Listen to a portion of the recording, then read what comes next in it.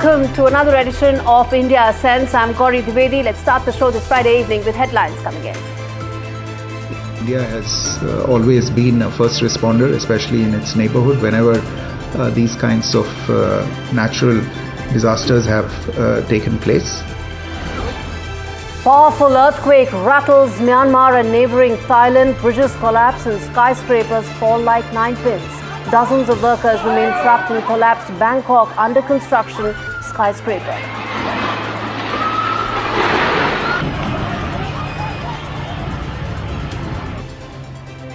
From sharing classified information to probably questionable leadership, we probe how long can Hegseth's unshaken confidence survive the mounting criticism after the Signal Gate controversy hit Trump 2.0.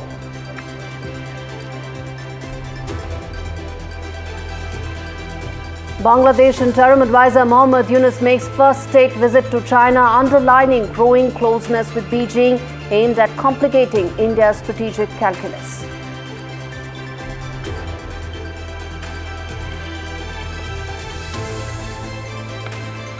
Top voice on India Ascends, Bhutanese Prime Minister, who shares the roadmap for the India-Bhutan relationship and the role New Delhi will play in Bhutan's economic growth.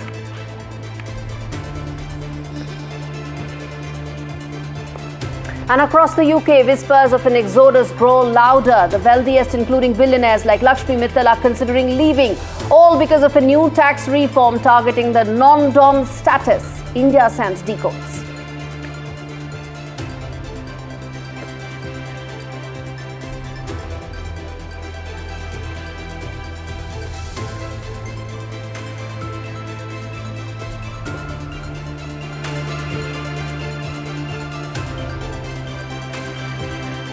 Our big story this week on India Ascends. By now, all of you would know about Signal Gate, the fact that operational details were discussed on open platforms, and what was probably clearly classified information shared to a journalist as well. But the aftermath of this saga is that President Trump has acknowledged the first slip-up of his 2-month-old administration.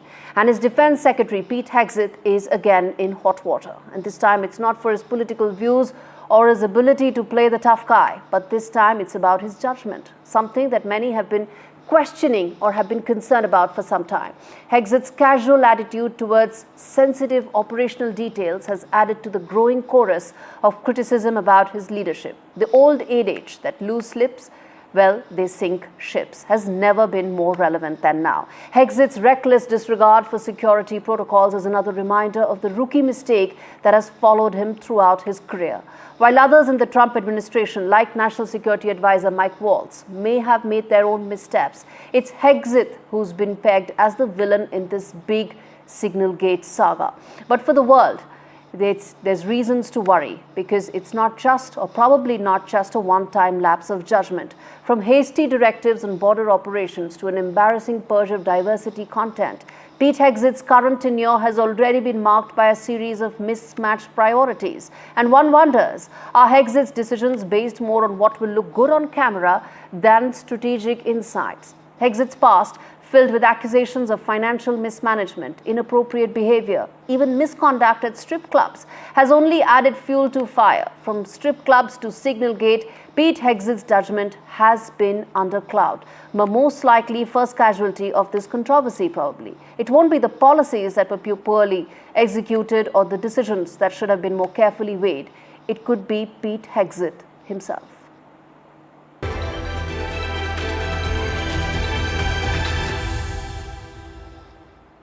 First wide-angle story on the show. They say when the price tag is sky high, the benefits often fall short of expectations.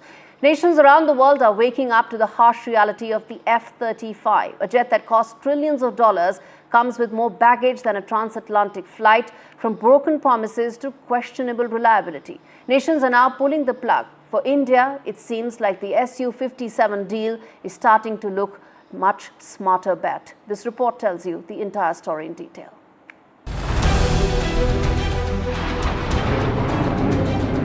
Ultimately provide India with the F-35 stealth fighters. The F-35 comes with a price tag that some nations are beginning to regret. Take Denmark, for instance. The country's parliamentary defense chairman has publicly expressed regret over Denmark's decision to buy the F-35, citing fears that the US could pull the plug on spare parts or software updates at any time. A move that could potentially endanger the lives of thousands of military personnel. This kind of dependency on Washington is becoming a bitter pill for many countries, as the F-35's operational constraints and hefty price tag continue to raise alarms. Denmark isn't alone. Canada, Portugal, and even Germany are rethinking their F-35 purchases. The jet's lifetime cost has been estimated at a staggering $2 trillion, with sustainment costs spiraling out of control. The US has the power to halt critical updates, which could leave countries stranded. Further, the performance issues, including training crashes and delayed deliveries, are only adding to the setbacks. Countries are now exploring alternatives. Portugal, for example, dropped the F-35 in favor of French Rafales, which offer autonomy without being tethered to Washington. And in Germany, the purchase of 35 F-35s is being questioned. But the F-35's problems don't end here. As Trump pitches the F-35 to India, many experts are asking whether this is just a multi-trillion-dollar problem waiting to happen. Meanwhile, New Delhi, with its deep ties to Moscow, has been offered the Su-57. The Su-57, while not as advanced as the F-35, offers India a chance to modernize its fleet without being caught in Washington's web of restrictions. It's a choice that promises greater flexibility, reliability, and more importantly, independence. And for India, that seems like a deal worth making.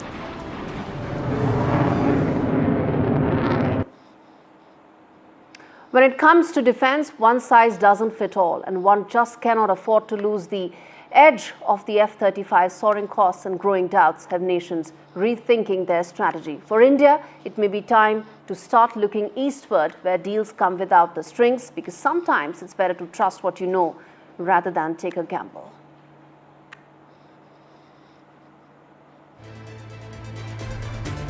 All right, let's now talk about the other wide-angle story on the show. After 7 months of taking office as Bangladesh's interim advisor, Mohammad Yunus has held his first state visit to China. The visit is an effort to impress upon New Delhi the growing bonhomie between Dhaka and Beijing, one that is aimed to complicate India's strategic calculus. But the meeting signifies two things. One, that Bangladesh is getting sucked into the economic quagmire that is Belt and Road, with the readout indicating Dhaka's eagerness to embrace the one-sided BRI deals that have caused huge economic hardships in many countries. Second, Bangladesh needs China to address the growing Rohingya crisis on its borders, one that it's not able to address and one that it cannot sustain anymore. Bangladesh is hoping for a China-brokered pact to send back over 7 lakh Rohingyas it hosts in the refugee camps. That's not a commitment, that's an aspiration. But Yunus's China visit has implications for New Delhi. The student revolutions have wreaked havoc on the Bangladeshi economy, and taking more Chinese loans will further hit state finances. China is not promised debt-free loans. That's again a wish list for Bangladesh. And economic instability, viewers, leads to social instability, as the Indian subcontinent has already witnessed, from Maldives to Pakistan to Sri Lanka. Then there is Chinese interest in dredging an embankment on Teesta River. There is also now a major river framework that is being talked about with Chinese assistance. India and Bangladesh share 54 rivers. China's interest in Dhaka's river water management is a matter of concern. Bangladesh sits at a unique place in the Indo-Pacific. And if there is greater military engagement with China, it's not just a matter of strategic importance for India or New Delhi, but for other countries, including America. Quick break. I come back on the other side with more news statements.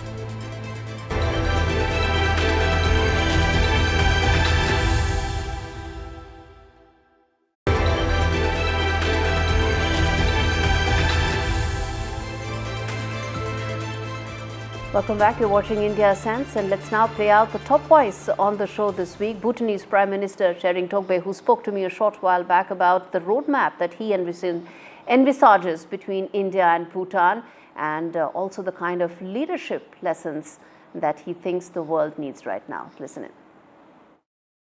Sir, you've written a book. Your book is about enlightened leadership. It talks about the transition from monarchy to democracy. But the first question I want to ask you, sir, is about leadership in present times. What kind of a leader does the world need right now, especially given the changed world order that we are now all in? I have to be very honest.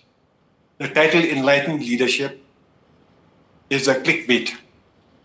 I don't know enough about leadership, let alone enlightened leadership, to talk about this type of leadership and to write about it. So what I have actually done is used an opportunity during the COVID years, when I had some time in my hands, to write about Bhutan and many aspects of Bhutan. But in particular, one aspect about Bhutan that is widely overlooked, and that is the remarkable way in which democracy started in Bhutan. As a matter of fact, the way it was imposed in Bhutan, not by outside forces or not through revolution and bloodshed, but imposed by a beloved monarch on a reluctant people during the peak of his popularity. And this is absolutely unique in the world, to have a democracy start this way, to be imposed by a reigning monarch at the peak of his popularity, in a time of unprecedented peace, stability, and progress. But the neighborhood that we are in right now, you take what's happening around us, whether it's Bangladesh or some other countries, there are violent revolutions that are taking place, all in an effort towards democracy. How do you view that, especially in the context of Bhutan's history being completely opposite of that, and you have the advantage of history, apart from, of course, leadership lessons? So this is exactly the point I've been trying to make, and especially to our own people. Let's treasure what we have, and especially to the youth of Bhutan.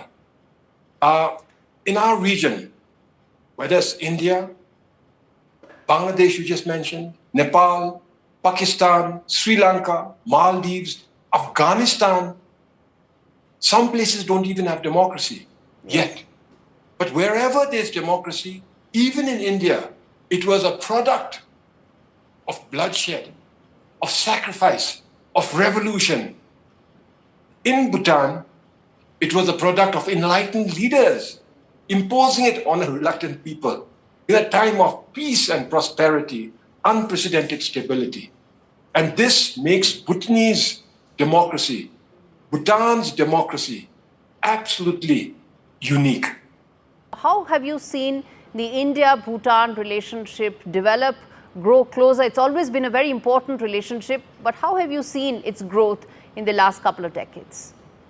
Well, you can call it a relationship, but really, it is a friendship. It is a brotherhood. Our friendship with India has always been strong. And if anything, it is getting stronger. We are neighbors by geography, but we are friends by choice. And what would be your future expectations from this relationship going forward, whether it is in terms of economic partnerships? There's been the railway line that has come up between Kokrajhar and, of course, Jilipu town in Bhutan. There is the economic partnership, and then, of course, there are other cultural and social partnerships. How do you see all of that going forward in times to come? Well, other neighbors, other relationships might have expectations. In our case, we have assurances. There is a deep trust between our two countries, our two peoples, our two governments. India, we don't need to expect anything because the Indian government, under the stellar leadership of Prime Minister Modi ji, who I refer to as my elder brother, who I refer to as my mentor, who is my mentor. We don't need to expect anything because we receive so many assurances from him and the Indian government. We have a railway line that's going to connect India to Western Bhutan, but more importantly, India has already started, has given us assurances and have also decided on building a railway line that's going to connect to central Bhutan, which goes bang to the Gelfu Mindfulness City. Now, this city is being developed as a special administrative region. This is the royal vision of His Majesty the King. And while this city is going to benefit Bhutan now and the future, it's going to benefit India also, Assam and all of India. This is going to be a gateway for investment to India and South Asia and indeed all of Asia. And the assurances we receive from the highest level, from Prime Minister Modi himself and the government of India and the business leaders of India, is that the Gelfu Mindfulness City must succeed, and to that, they will leave no stone unturned. All right, turning attention now to the inside story on the show. Across the UK, viewers, there's now whispers of an exodus that's growing louder as billionaires, including some of the wealthiest Indians in the world, are considering abandoning Britain, all because of a controversial tax reform. But what exactly is this non-dom tax, and why is it sending shockwaves through the elite? We explain. A non-dom is a status that allows individuals to live in the UK but avoid paying taxes on their foreign income. It's a loophole legally used by thousands of wealthy people to shield their global earnings from UK taxes. But this could soon change. Under new laws, Labour's Chancellor, that is Rachel Reeves, has proposed to abolish this status by 2025, so the rich pay their taxes on their foreign wealth, and there's also an inheritance tax that is on the anvil. The matter got attention in 2022, remember, when former Prime Minister Rishi Sunak's wife Akshata Murthy came under the scanner for allegedly trying to skip paying taxes on income she generated in the UK. But Murthy's spokesperson claimed that she was indeed treated as a non-dom for UK tax purposes, but she did pay those taxes in Britain on all her UK income. Indian steel magnate Lakshmi Mittal, who has been in the UK for 3 decades, is now considering to leave the country. And joining him are a growing list of super wealthy who feel that their financial future is threatened. Now, UK's loss will obviously be gain for countries like the UAE, Switzerland and Italy, which are emerging as hotspots for these uber rich. But the exit of these wealthy individuals will hit the UK economy. Labour government's argument is that these taxes will raise billions. But if these billionaires do indeed exit, Keir Starmer needs to worry who is going to fund the growing list of his subsidies.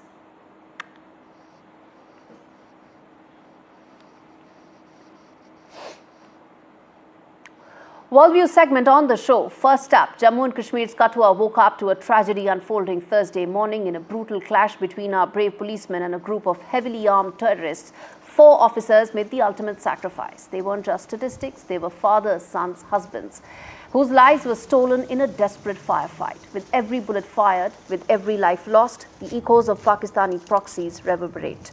And while we mourn our fallen heroes, let this be clear that the world must not look away. Pakistan's complicity in nurturing terror is the tinderbox to this unending crisis.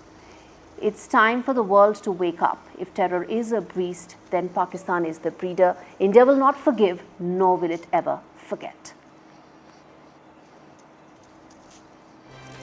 India passed the new immigration law, which tightens the rules and framework for entry into the country. The new rules will facilitate entry under separate categories: business, student, and several others. Home Minister Amit Shah's clear message that India is not a dharamshala is meant to send a message that illegal entry into India will be dealt strongly. The new legal framework will streamline immigration procedures, improve national security provisions, and aims to deter illegal immigrants entering the country. And finally, in today's digital whirlwind, where social media reigns supreme, we find ourselves stuck in a paradox. Everyone's spending what they don't have, chasing fleeting trends and reaching for that elusive status symbol. Take, for example, Saratoga water, the latest TikTok sensation. As influencers like Ashton Hall dunk their heads into cobalt blue spring water, consumers have followed suit, flocking to retail shelves, credit cards in hand to grab a bottle. Primo Brands, the company behind Saratoga, is riding high on this viral wave, with shares jumping over 2% after the TikTok craze went global. Yet behind the glimmer of growth lies a harsh truth. In an age where image is everything, people are more likely to spend money they don't have on products they genuinely do not need, just to keep up. With that, completely timed out on this edition of India Sense. Thanks so much for watching.